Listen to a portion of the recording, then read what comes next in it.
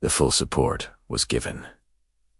Even after that, between the two brothers, for the sake of the throne, he continued to be a headache for Bayezid. In the same way, events in 1500 became so powerful that even the Sultan had to obey them. Selim was defeated at the hands of his father Bayezid and he fled, and civil war started again. Here Sultan Suleiman brought him back to the Ottoman. Hürrem returned, while Sultan Bayezid appointed Prince Mehmed governor. Thus, the enmity of Hurrem and Mahidevran shook the Ottoman Empire. At the end of the reign of Sultan Bayezid II in 1511 AD, the second wife of the Sultan knew that when Mustafa would ascend the throne, then the sons of the other wives would be so she convinced Suleiman. She had seen power and had seen neither such rise. These women, who later became part of it, had never witnessed this before. They insisted on nominating a new sultan, after seeing that Mustafa was the real heir and rightful successor to the throne after Sultan Suleiman, and Sultan had already selected him as his successor. Sultan Suleiman ordered him to be killed. After that, Selim and Bayezid declared rebellion, and in 1561 AD, he declared war against his brother, Selim. But along with Selim was included the power of Suleiman too. So in this war, Bayezid was defeated, and he went to Iran to seek refuge. The ambassador of Shah Tahmasp welcomed him with great respect and promised that he would not hand him over to his brother and father. But eventually, Sultan Suleiman, by threatening war and also offering 400,000 gold coins, forced Tahmasp to surrender Bayezid and his 4 sons to Selim as ambassadors. The ambassador immediately had Bayezid and all his sons killed. Thus the only living male of the Ottoman family remained. After the killing of Bayezid, Selim alone remained heir to the throne. He ascended the throne in 1566 AD, when Prince Mehmed III came to power. Ayod, no heir, except for one more living heir of the Ottoman family, a young prince who was brought from the Ottoman capital in 1617 AD.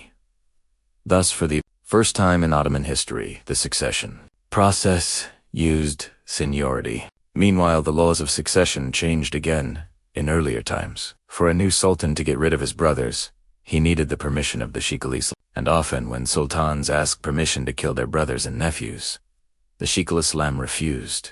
After that, Ottomans stopped sending their relatives as governors to different provinces. They remained in the capital, becoming uneducated and inexperienced in administrative matters. Because of this, the sultans of the 17th century and later became extremely incompetent. They were kept imprisoned in one palace, which was called the Cage, meaning most heirs of the Ottoman Empire were forbidden from leaving the capital. But soon soldiers and ministers revolted against Sultan Bayezid, and his son Selim became powerful. I announced that I abdicate the throne in favor of my son Selim. He peacefully ascended the throne because most of his brothers were very young. During this period, the laws regarding killings were changed in another way. The first sultan and founder of the Ottoman Empire, Osman Gazi, after his death, his son Orhan divided the empire with his brother Alauddin. However, Alauddin, due to his peaceful nature, accepted it and did not interfere in state matters. That meant that Orhan handled the responsibilities of governance alone. In the feudal system of the Middle Ages, almost the whole world followed a similar system. The Seljuks and the Mongols also adopted the same pattern. The difference was that their kingdoms were divided among the sons after the death of the ruler. Likewise, the Ottoman Empire, which was not from the Seljuk bloodline, but was influenced by their system, learned state administration by sending their sons as governors of different provinces. When Constantinople was conquered, Sultan Mehmed, the conqueror, had not appointed any heir, so whichever prince reached the capital first would become the next sultan. However, when in 1481 AD Sultan Mehmed the Conqueror died, the army hid the news of his death on the insistence of the Grand Vizier, who supported Prince Sem. The messenger, who was carrying the news of the Sultan's death towards Prince Sem, was killed. Prince Bayezid's supporters easily gained the support of the Janissaries. Thus, Bayezid reached the capital first and ascended the throne. Sem, who was famous as Jem, revolted immediately and declared rebellion in Anatolia. Sultan Bayezid's supporters fought him. After a major battle, Prince Sem was defeated. He then fled and sought refuge. The messenger who supported him was killed because he was a supporter of Sem. Although Bayezid's supporters forced the Sultan's death news to remain hidden, Sem still tried to claim the throne. After defeat, he was exiled and eventually taken prisoner by the enemies of the Ottoman Empire. During his captivity, Bayezid had to pay heavy sums to keep him from returning. Sem eventually died in captivity. After this, Ottoman Sultan Bayezid's 4 sons, supported by the Timurids, Byzantines, Serbians, and local Turkish chiefs, fought an almost 11-year civil war. During this long conflict, the empire faced serious dangers. When Sultan Murad I was in Anatolia, his son Safki in Europe took advantage of his absence and immediately declared rebellion. Safki Bey, who was a high-ranking officer of the Turkish army, united with the Balkan forces and marched against his father. When Sultan Murad heard this news, he quickly reached Europe. Safki's army was defeated. He was captured and brought before the Sultan.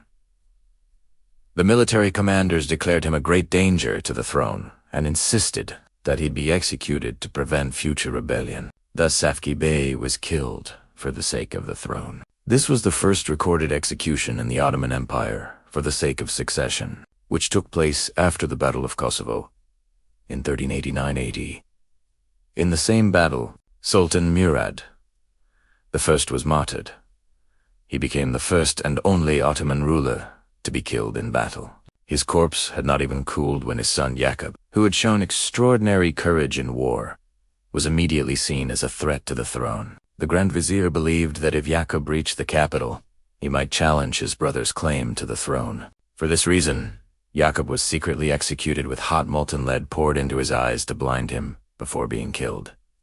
Thus, for the sake of the throne of the Ottoman Empire, the first internal bloodshed began. After the death of Murad, the first thing his son, the new sultan, did was execute his infant and minor brother to secure the throne. This was the horrifying tradition that later developed into the law of Fratricide, under which a newly crowned sultan could kill his brothers and nephews to prevent civil war.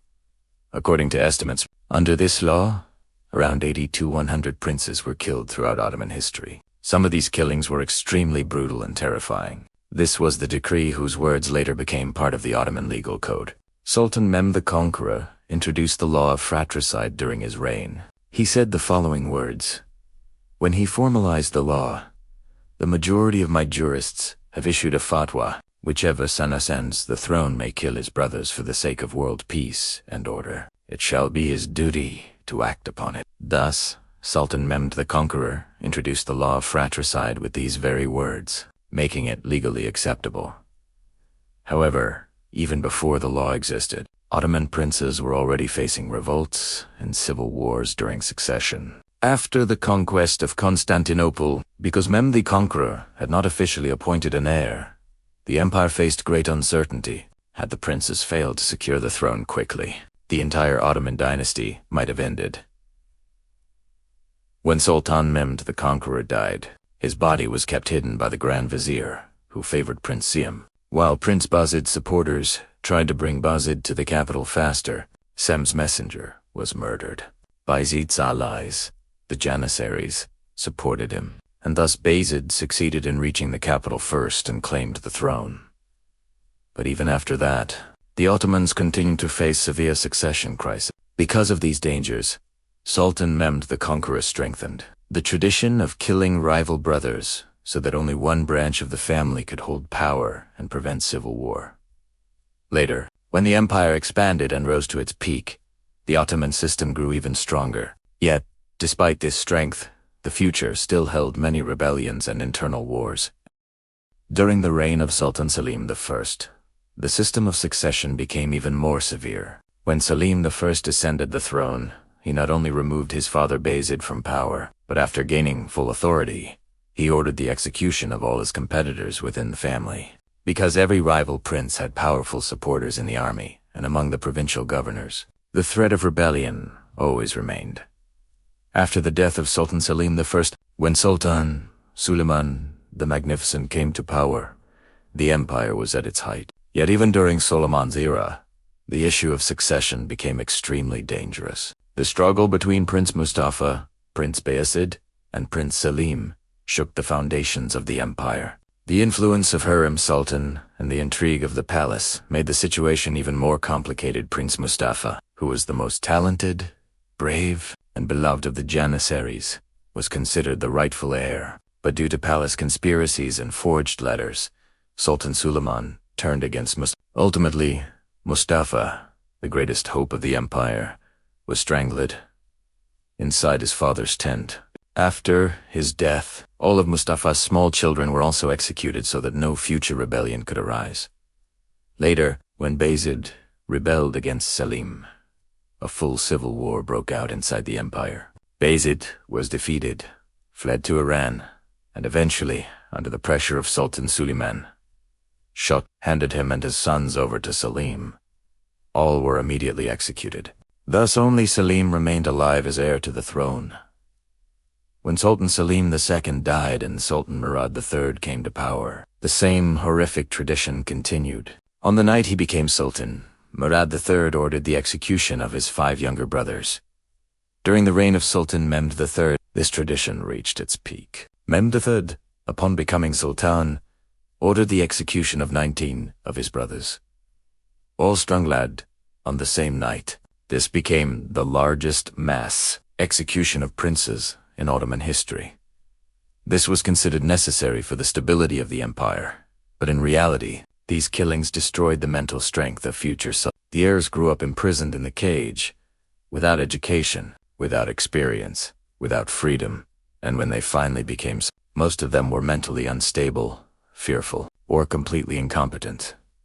The Ottoman succession system, Tug, brutal, was carefully designed to prevent civil war over the throne. By immediately eliminating rivals, brothers, nephews, and other close male relatives, the Sultan ensured that no one could claim the throne without the central authorities' approval. This system, however, created a cycle of fear and paranoia within the royal family. Even the youngest princes, who had barely seen the world, were at risk. They were confined in the palace, raised in isolation, and forbidden from holding any independent power. Their education was often incomplete. They knew only the palace intrigue, the fear of assassination, and the rigid rules of succession. Over time, the law of fratricide, killing one's brothers, became codified in the Ottoman legal system. Sultan Mehmed, the Conqueror Mehmed II, formalized it in such a way that any prince who sat on the throne had the right and duty to eliminate any brother who might threaten the stability of the empire. Sultans justified this practice as a necessary act to protect the realm and maintain the empire's unity. According to the ruling jurists, it was better to kill one or more brothers than to risk civil war that could destroy the entire state. The law even allowed the sultan's sons to be sent to distant provinces to learn governance, but if they ever returned as threats, the same fate awaited them.